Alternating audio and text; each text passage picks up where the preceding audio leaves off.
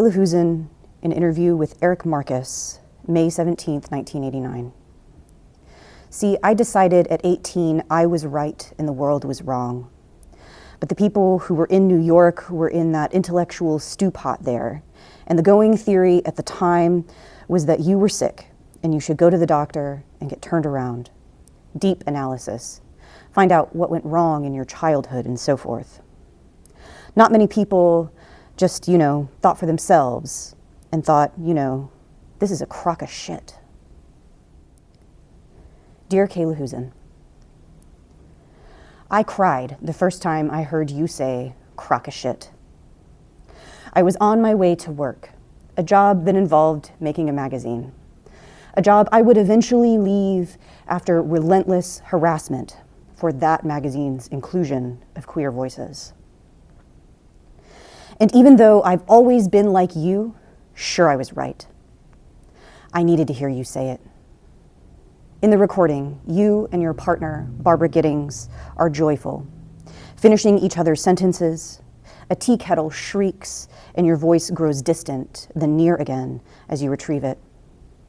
The details about your work making space for gay literature with the American Library Association and successfully getting homosexuality removed from the DSM intermingle with buoyant laughter. You took some of the most iconic photographs of our movement. Countless picket lines, Sylvia Rivera striking a pose on a fountain in New York City in 1969.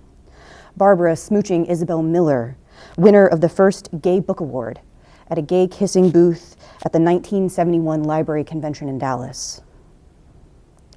What I think about most is your insistence in the 60s that the latter feature photographs of lesbians on the cover, instead of vague line drawings. How some of your early subjects would only agree to be shot with their faces obscured.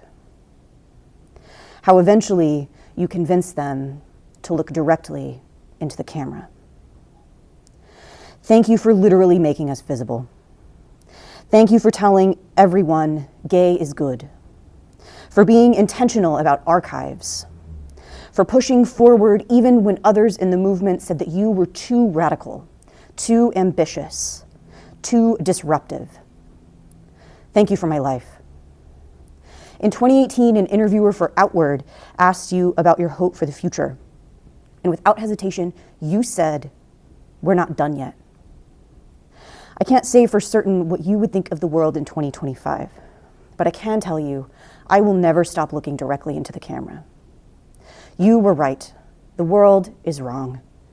It's a crock of shit, and we are not done yet. Sincerely, Logen.